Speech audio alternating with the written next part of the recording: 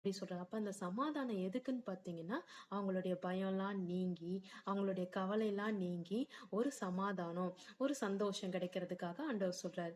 இன்னைக்கும் உங்க வாழ்க்கையில ஒரு சமாதான குறைச்சலோடு நீங்க இருந்தீங்கன்னா, ஒரு வேலை கிடைக்கல, இல்ல படிப்பின் காரியத்துல இன்னைக்கு எக்ஸாம் இருக்குது, நான் என்ன பண்ணுவனோ, எப்படி படிப்பனோ, அப்படின்ற ஒரு சமாதான குறைச்சலா இருந்தீங்கன்னா, ஏதோ ஒரு பயத்தோட, இல்ல திருமணத்துக்காக பயத்தோட, எப்ப திருமணம் நடக்குமோ, என்ன நடக்குமோ அப்படி சொல்லிட்டு ஒரு பயத்தோட இருந்தீங்கன்னா, இல்ல பிள்ளைக்காக நீங்க ஏங்கி தவிச்சு கொண்டிருந்தீங்கன்னா, இல்ல கடனுக்காக நீங்க கஷ்டப்பட்டு கொண்டீங்கன்னா, வாழ்க்கையில எல்லா கஷ்டத்துக்காகவும் நீங்க ஒரு விதத்துல பயந்து கொண்டிருப்பீங்க.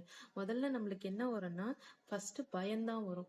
ஐயோ நம்ம இந்த சூழ்நிலையை எப்படி மேற்கொள்ளுவேன், இது எனக்கு எப்படி ஆகுமோ எனக்கு தெரியலையே அப்படி சொல்லிட்டு முதல்ல நம்ம ஒரு பிரச்சனை வந்துச்சுன்னா பயம் வந்துரும். அதை தொடர்ந்து என்ன வரும்னு பாத்தீங்கன்னா கவலை வந்துரும். அதோட நம்மளுக்கு நிம்மதி, சந்தோஷம், சமாதானம் எல்லாத்தையுமே இழந்து நம்ம என்ன பண்ணுவோம்னா கண்ணீர் வடிக்க ஆரம்பிச்சிருவோம். அந்த நேரத்துக்கு நம்மளுடைய மனம் எப்படி இருக்கும்னு பாத்தீங்கன்னா கலங்கினதா இருக்கும்.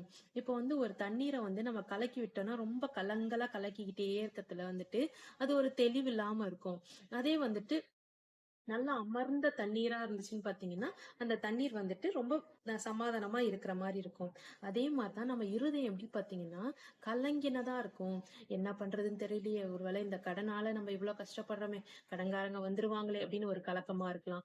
இல்ல ஐயோ நாளைக்கு எக்ஸாம் இருக்குதே, நம்ம என்ன பண்ணுவோம்னு தெரியலையே அப்படின்னு ஒரு கலக்கமா இருக்கலாம். இல்ல திருமணமே நடக்கலையே, எல்லாம் தடையாவே இருக்குதே, எல்லாரும் பாக்குறாங்களே நம்மளுக்கு இப்படி இருக்குமோ அப்படி சொல்லிட்டு ஏதோ ஒரு காரியத்தை குறித்து நம்மளுக்கு கலக்கம் இருந்துகிட்டே இருக்கலாம். வாழ்க்கையில எல்லாருக்குமே ஒரு கஷ்டம் இருக்கும். அந்த கஷ்டத்தை குறித்து நம்ம ஃபர்ஸ்ட் என்ன பண்ணுவோம், பயப்படுவோம், கலக்கத்தோட இருப்போம். உங்களை பார்த்து ஆண்டவர் சொல்றாரு உங்களுக்கு சமாதானம்.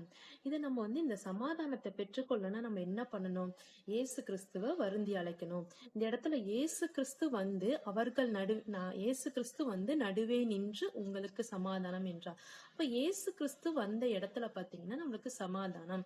ஒரு இடத்துல ஆண்டவர் சொல்லியிருக்காரு, என் நாமத்தினாலே நீங்கள் எதை கேட்டாலும் அதை நான் செய்வேன் அப்படி சொல்லியிருக்காரு. அப்ப இயேசு கிறிஸ்துவோட நாமத்தினால நம்ம எதை கேட்டாலும் நம்ம நிச்சயமா அதை பெற்றுக்கொள்வோம்.